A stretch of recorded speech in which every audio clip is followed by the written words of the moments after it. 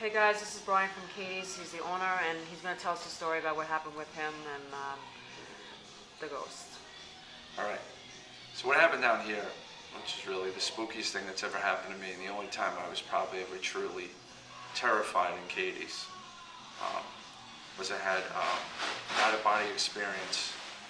And but what happened before that was I used to sleep. I used to have a couch over there. I used to take naps on because I worked so many hours here that I used to take little naps over there because I live far away.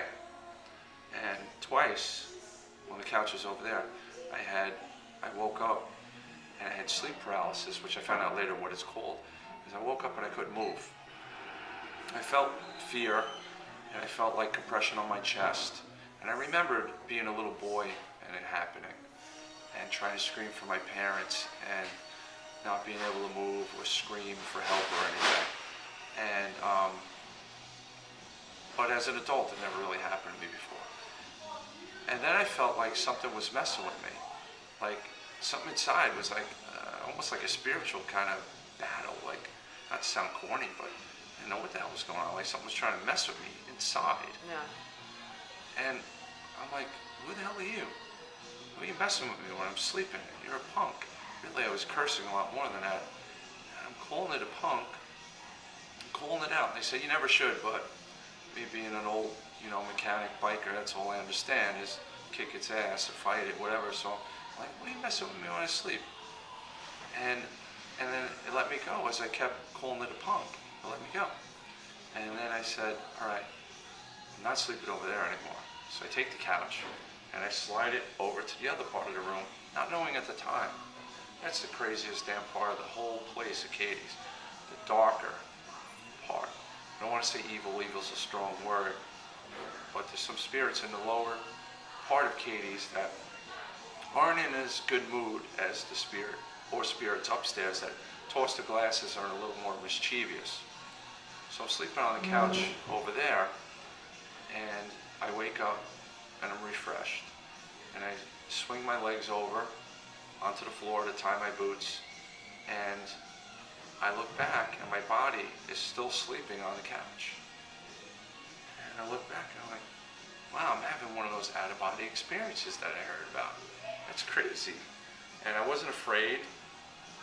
Well, I was kind of digging it actually. And everything had like a green tint to it. And while I'm kind of checking it out and looking around, I'm not afraid. With that, my dead dog comes down the stairs to see me. And he looks great. And I put him down about 3 months before that. Broke my heart. He was sick and he was old, but he looked great. And I missed my dog. So I knew I was dreaming, but I didn't care because I missed my dog and I got to see him again.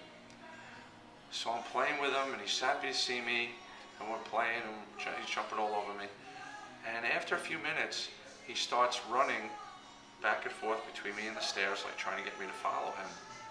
And I won't follow him. I'm not leaving my body. Yeah. I'm not going upstairs. Come here. And he would come back and we would play again. And it was great. And then after a few minutes again, he would start like, no, come on, let's go. We gotta go up the stairs. And I was, no, I'm not going up the stairs, come back. So after like 3 or 4 times, I start getting a weird feeling. So I call him back. I sit down. His name was Sid. Sid, sit. And he sits down and he looks up at me. And I go do the trick. We had a trick. Maybe 4 people know what this trick is. And he doesn't know what I mean. So I go, get out my dog. And he takes off. So now I know I'm screwed because I'm in a bad place. I'm in a, whatever it is, this thing's messing with my head. I'm out of my body. And it tried to trick me into walking away from my body. So I gotta either wake up or go back to sleep. So I decide to lay back into my body and try to go back to sleep. So I lay in my body, and this thing, whatever it is, locks me up 1,000 times worse than when I was over there. And it's squeezing the life out of me.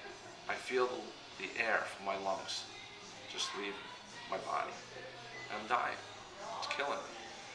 So I tell it, like, know I could kind of reason with it or whatever, get to it. I call it a pussy again, punk, one of them, and I'm calling it out, and I said, all right, you got me, I'm dying. You got me. But just before that, I could read a flash in front of me, tomorrow's newspaper, and it says, bar owner dies in his sleep. And I could read every word about how I died in my sleep. And I tell it, all right, you got me, I'm dying, I'm accepting it, but I'll tell you this, first thing I do when I die is I'm coming for you. And I'm going to kick your ass all over spirit world from one side to the other every single day for eternity. I'm going to get to the pearly gates and say, St. Peter, thanks for letting me in. I got to go take care of something. Your ass is mine for eternity. And let me go. So how did you feel when that happened? Well, I felt relieved that I didn't die and it let me go, but I knew I had to get rid of this couch, and I'll never sleep down here again. So I called up my friend, he came with his truck, we threw the couch out, and I'll never sleep down here again. And I feel that some of the darker spirits down here have something to do with the Trainer Hotel fire, which was 100 years ago in 1909. That's what I feel. All right, Brian, thank you very much. Okay.